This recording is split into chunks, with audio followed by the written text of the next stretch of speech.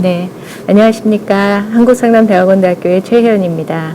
저는 지금 대학에서 산업조직 상담 전공을 맡고 있는데요. 산업조직 상담은 기업이나 조직에서 상담, 코칭, 진단과 교육 등 여러 가지 심리학이 기반이 되는 개입을 연구하고 교육하는 것입니다. 이게 사람들의 변화를 돕기 위해서는 이제 동기, 사람들을 움직임에 하는 힘에 대한 이해가 좀 필요한데요. 오늘은 동기 중에서도 외적 동기, 내적 동기 이러한 개념에 초점을 두어서 설명을 드리도록 하겠습니다.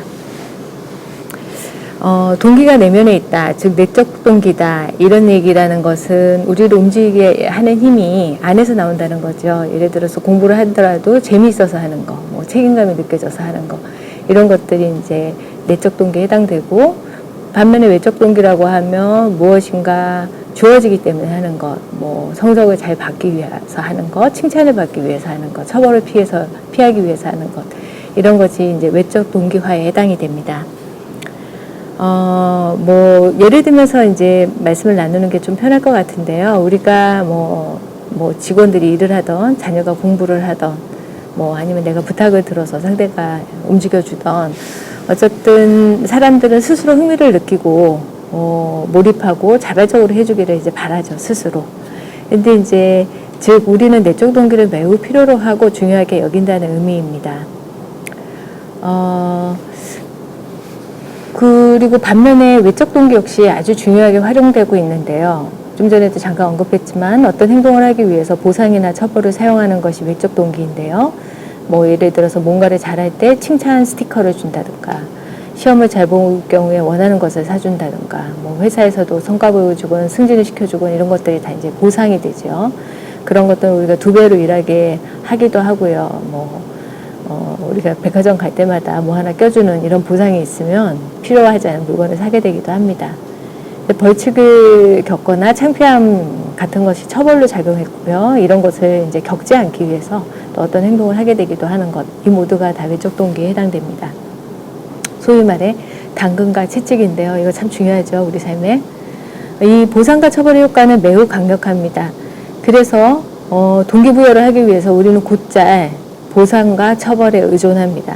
뭐 돈을 두둑하게 주거나 승진을 시켜하거나, 필요에 따라서 이제 위협을 하거나 벌을 주거나 압박을 하거나, 이런 것이 상대가 우리 애가 원하는 일을 하게 한다고 생각하죠.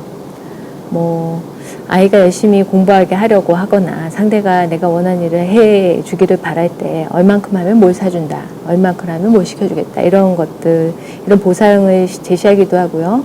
뭐 원하는 대로 하지 않으면 야단을 치거나, 뭐 원하는 것을 이제 못 얻게 하거나 그러죠. 그런데 이제 공부를 잘하면 무엇을 사주겠다고 조건을 거시거나, 공부를 안 한다고 하면 야단치실 때 좀 주의하셔야 할 것 같습니다. 70년대부터 꾸준히 소개되고 있는 연구 결과들을 보면 이런 보상이나 처벌이 내적 동기를 약화시킬 수 있는 중요한 효과들이 있다라는 결과들이 끊임없이 나오고 있습니다. 자, 열심히 하라고 보상을 줬는데 그렇게 보상을 주는 게 오히려 자발적으로 스스로 하려는 마음을 감소시킨다, 뭐 이렇게 좀 의외의 느낌이 드시죠? 실제로 어떻게 증명되는지 같이 한번 얘기해 보겠습니다.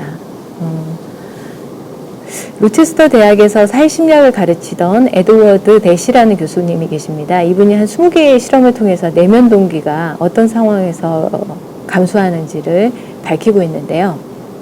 이제 이 실험은 처음에는 이제 퍼즐놀이를 이용해서 시행됐습니다. 우리가 퍼즐 자체가 재밌잖아요. 누가 뭐 칭찬을 해주거나 뭐 먹을 것을 주거나 이러지 않아도 아이들은 퍼즐에 빠져서 오랫동안 갖고 놀게 되는데요. 자, 이렇게 자연스럽게 이제 내적 동기가 있는 행동들이었죠. 여기에 돈까지 준다면 더 많이 할 것 같죠. 그래서 이 실험에서는 집단을 2개로 나눕니다.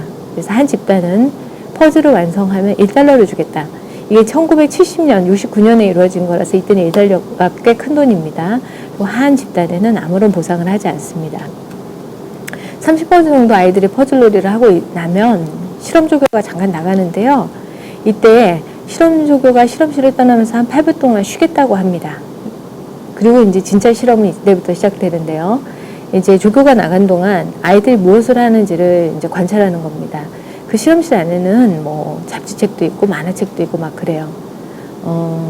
뭐 만화책을 볼 수도 있고 퍼즐을 계속할 수도 있고 멍하게 하거나 뭐 실험실에 나갈 수도 있죠. 자, 돈을 주주 이 중간에 8분은 뭐 실험도 안 하고 이 실험 8분에 퍼즐을 한다고 돈을 주는 것도 아닌데 이때 계속 퍼즐을 한다면 이건 내적 동기가 작용하는 거고요.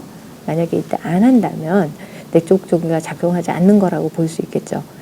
재미있는 결과는 금전적 보상을 약속받았던 학생들이 주로 보상이 중단될 때, 즉 이 8분 동안 퍼즐을 하지 않았다는 것입니다. 돈을 주면 더 열심히 퍼즐을 할 것이라고 예상했는데 돈을 주다가 돈을 주지 않으니까 퍼즐을 하지 않는다. 원래 재밌어 하는 일조차도 좀 재미있는 결과이죠. 당시로서는 지금은 그럴 수도 있겠다는 생각을 하겠지만 당시로서는 아주 의외의 결과였습니다. 이 결과가 신뢰할 수 있는지 확인하기 위해서 다양하게 세팅을 바꿔서 실험이 이루어졌습니다. 예를 들면 학교에서 학생 기자들이 뭐 이렇게 동아리 활동 같은 게 다 무보수로 이루어지지 않습니까? 그리고 되게 열정적으로 하는 경우도 많고요. 근데 여기도 역시 집단 두 개로 나눠서 한쪽에서는 무보수로 해오던 일에 돈을 지급하기 시작했습니다. 그랬더니 일단 돈을 지급받기 시작한 학생들이 활동에 관심을 덜고 보수가 더 이상 지급되지 않자 이제는 더 이상 열심히 활동하지 않는 그런 양상들을 보였습니다. 돈, 이런 보상은 어떤 일을 하게 만들지만 그 일에 대한 자발적 흥미를 잃게 할 수도 있다. 상당히 충격적인 결과인데요. 보상, 돈과 칭찬, 이런 외적 보상들이 어떤 행동을 할 가능성을 이제 높일 수는 있는데 보상이 멈추면 행동도 멈춘다는 거죠.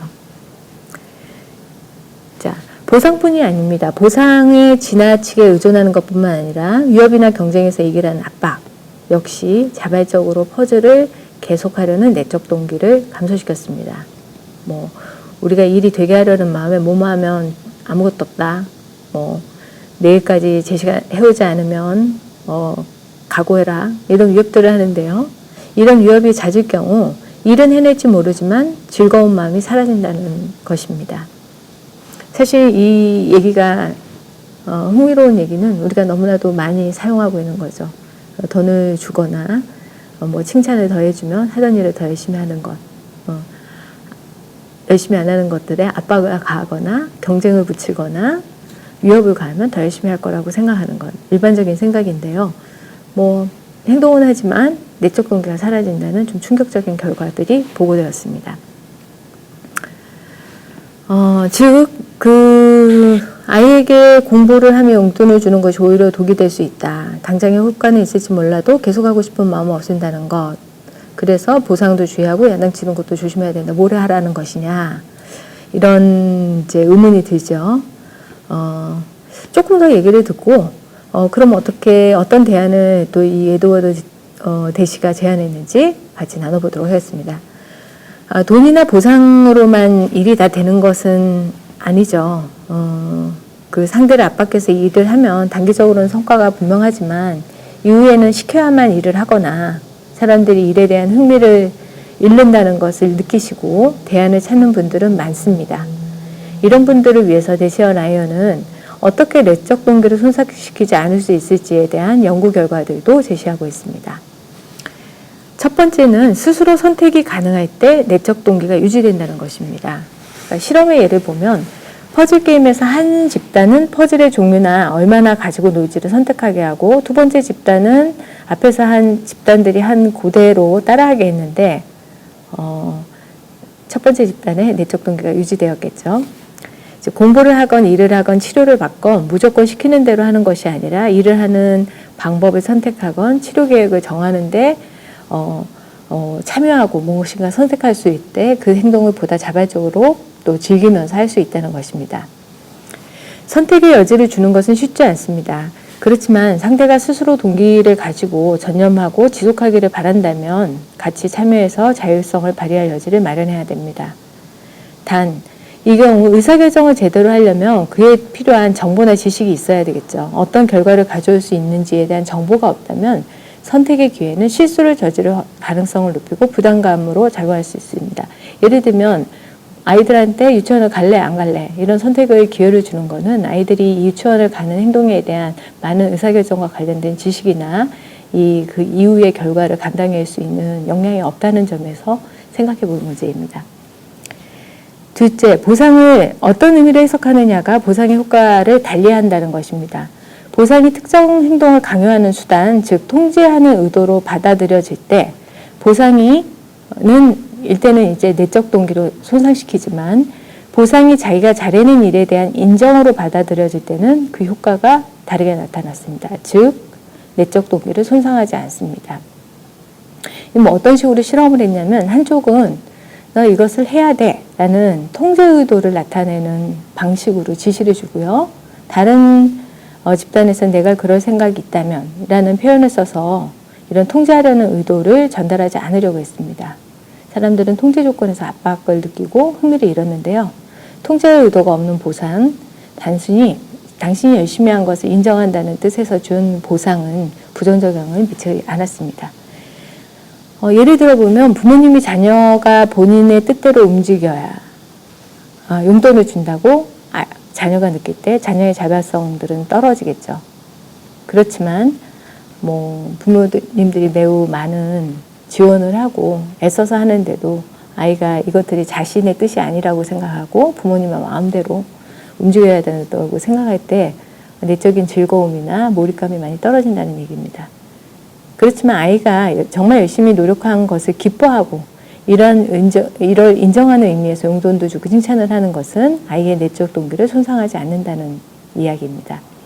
남이 시켜서가 아니라 열정적으로 흥미를 가지고 자기 행동의 주인이 되기를 바란다면은 우리는 은연중에 사용하는 보상과 처벌이 어떤 효과를 미치는지 한 번쯤 더 깊이 생각해 볼 필요가 있을 것 같습니다. 다음에 또 뵙겠습니다.